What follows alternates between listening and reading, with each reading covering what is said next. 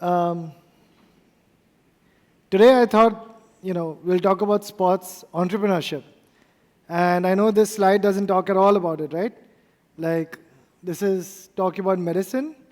But I just thought let's talk a little bit more about entrepreneurship in general, because I know a lot of you are going to go and want to build, and you have your ideas, and you want to get out there, you want to get a great education. Some of you might want to be that Stanford dropout and go build anyways, which is also great.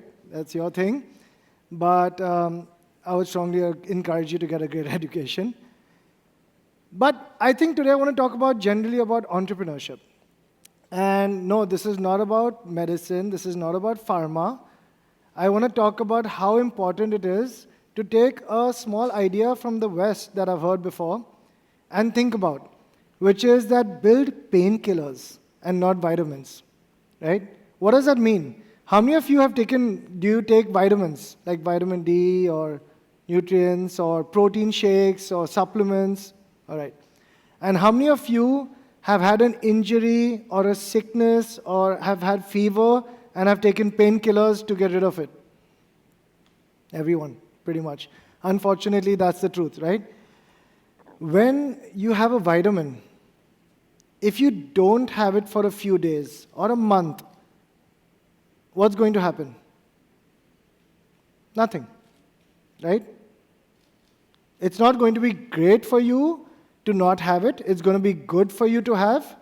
But if you don't have a painkiller when you have high fever, when you're sick, when you have a fracture or some illness, what's going to happen to you? Much worse things, right?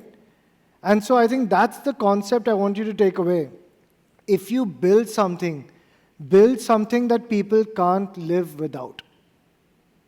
So whenever you have your idea, ask yourself, if someone used this product or service and then couldn't use it anymore, would it be a painkiller or would it be a vitamin? Now, I know that we talk a lot about, prevention is better than cure. And that makes sense, right? Like, of course, you want to prevent something more than you want to treat it once it's there. But actually, that's not the way the world works, right? Otherwise, all of us would be having roti, dal, sabzi every day. We wouldn't go out. We would sleep at, 10 p.m., wake up at 5 a.m. We would not see our phones 2 hours before sleeping, not see our phones in the morning. There would be maybe no social media, no fried food. But, unfortunately, we're humans. We like our, fun things in life. And so our industries are built, actually, the more valuable part is cure. Even though prevention is actually better than cure, cures are more valuable because that's when you have pain, right? So I want to talk about when you have these apps. Most of you have seen these apps, right?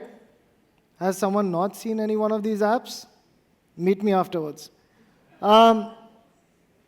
These apps represent some of our everyday painkillers or vitamins.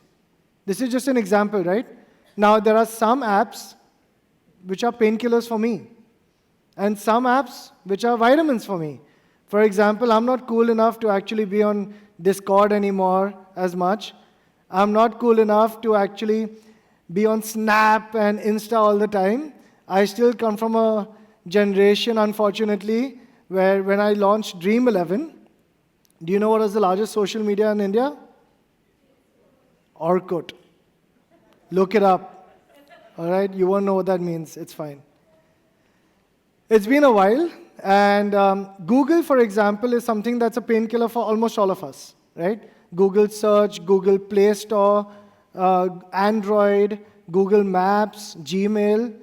But there's a lot of things here that can be painkillers for you and vitamins for me, or vice versa. So think about that. Not every single thing that's a painkiller for you needs to be a painkiller for me. And that starts defining the size of the market you want to approach. So, after giving you all this discussion about what to do, how do you actually build a painkiller? What do you look like? What do you look at when you're wanting to build a painkiller? How do you identify what's a painkiller, what's a vitamin?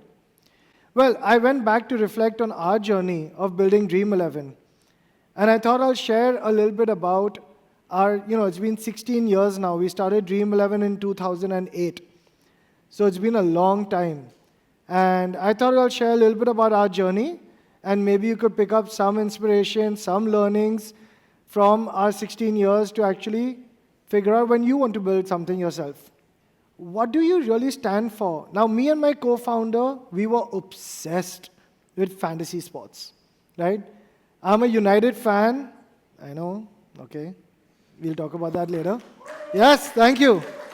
All right, I'm a United fan, always have been, always will be.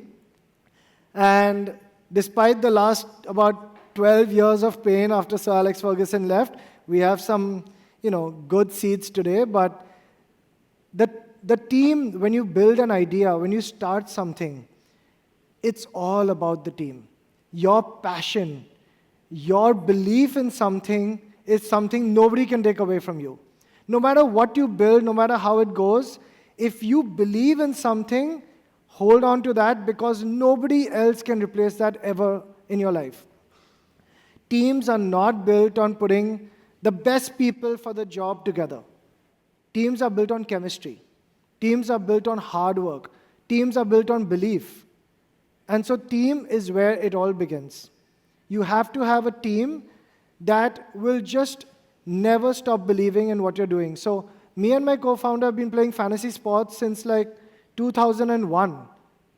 And I don't think I'll ever stop. My wife is here, and she knows that when she sees me staring at my phone for like 2 hours, I'm building my fantasy team.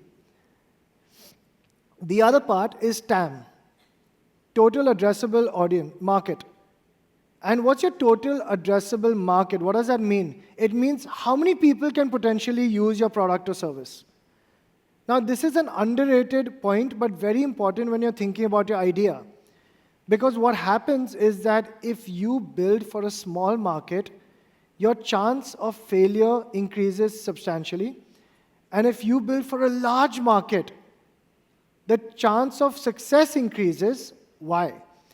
Because the one thing I can guarantee you, and I think Avantika also spoke about this earlier, is that, unfortunately, you will fail. That's the one guarantee that I can give you as an entrepreneur. You will fail again and again and again. And that's not a bad thing, because there is no other way to learn. As an entrepreneur, you're often jumping into the abyss. You're often doing something that you don't know. You're often, like we like to say, building a parachute after jumping off the plane. You have to build a parachute on the way down, right? And you don't know what you're doing, and that's where the TAM matters.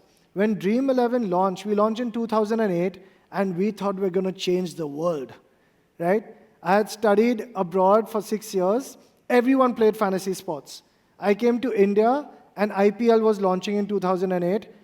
And so I told all my friends, we're going to build fantasy cricket for India, and we have 1 billion people that's going to love it, right? It's going to be amazing. We'll get 100 million users like that. 4 years later, we had 500,000 users. And nothing to show for. None of them stayed. None of them liked the game. And every day, we would keep asking why. But every day we failed, we would keep improving the product a little bit, right? Change this, change that. And like 500 changes later, and 4-5 years later, we launched a product that people actually liked. And that started our journey in the last 10 years of actually scaling that and hyperscaling that. But if we had a small market and 500,000 people don't like your product, you're dead. Fortunately for us, we have 1 billion Indian cricket fans.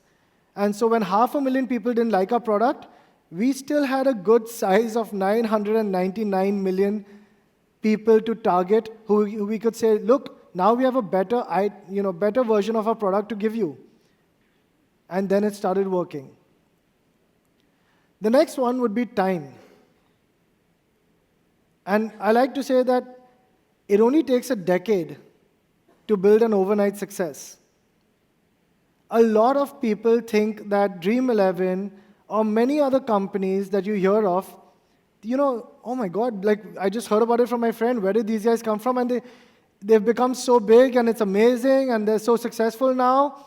I can almost guarantee you that every success story that you've heard of has a decade of pain and learning and hard work and tenacity and grit and perseverance. So it just takes time. You have to be willing to give it time. I'm sure many of you have heard about the 10,000 hour rule. It takes 10,000 hours to master anything. If you put that just in terms of your venture, take 10 hours a day, which is a very relaxed day of work if you're an entrepreneur. That's 1,000 days. If you don't give yourself 3 years of working day and night on your venture, you will not even start to master it. So you have to give any idea time. Don't expect to jump into the market with an idea and just have it work, because no idea survives customer contact. You just have to keep iterating. The last one is tenacity. And this, I think, is maybe the most important one of all. Because even if you have the best team and a large market, and you give it a couple of years, but if you're not going to be there through the thick and the thin, through the highs and the lows, you're not going to make it, right? Because every industry has highs and lows. Every entrepreneur has the highs and lows. You have to have great family support. My son's here too. He goes to school here. You have to have like family, friends, colleagues who will be with you through the thick and thin, who will be there, because when we started, we thought we'll change the world. And then guess what? 4 years later, we were bankrupt. 2 years later, we were bankrupt. And then we started a servicing business on the side to make enough money to keep the dream alive, if you excuse the pun. And then 2 years after that, we had Dream 11's product starting to work out. Then we went out to raise money. And we thought, hey, now it's working. We have users, we have product market fit, we have high retention, users are coming back and using the product. No. It took us 2 years and 150 pitches and 150 plus no's to find that 151st person who finally said, I'll give it a shot, and funded us. So 2 years of like running a business, thinking you're doing well, but just having everyone say no. Everyone saying it's not that great an idea. And then we raised money. Then we hyperscaled, and that was amazing. 5 years of just, go baby, go. And we went from 600,000 users to today we have about 250 million users. So, that was fun, right? That was amazing. I'm not going to lie. You've got to love the parts which are amazing, because you're going to hate the parts which aren't. But when we got profitable, then that wasn't enough. Then we said, what else can we do? So we went from fantasy sports to sports content, sports commerce, sports travel and experiences, sports grassroots sports, sports foundation, sports training and coaching, sports infrastructure. We did all of it. And now we've got a new problem on our hands, which is to grow those businesses as well, right? So I can only empathize with that guy pushing that rock up the mountain, because that's what entrepreneurship is like. It's a massive rock that you've chosen to say, can I push it up this little hill? And when you get to the top of the hill, you're like, you know what, actually, there's a larger hill, there's a bigger hill I want to get to. So you push it up a bigger hill, and a bigger hill, and a bigger hill. And then you find yourself pushing it up Mount Everest. Except that when you get to the top of Mount Everest, how do you get down? So now that's a new challenge. So I can only leave you with the fact that entrepreneurship is a challenge, but it is so rewarding. You will never learn as much as you will about yourself, about anything else, if you don't become an entrepreneur. India is the land of the opportunity today. Every American friend that I have in the US when I studied at Columbia and UPenn is calling me and saying, do you think it's a good idea for us to move to India? Every Indian that had gone there and gone to work at Microsoft, Google, Apple, Facebook is now coming back home. Come back home. Build for 1 billion people. Build for the world's largest young population. Build for a country that has a GDP per capita that's exploding. The next decade, and maybe the one after, is India's. So when you think about building the next painkillers, think about building for India. Come back home, build here, and I will be patient number one. Thank you, everyone.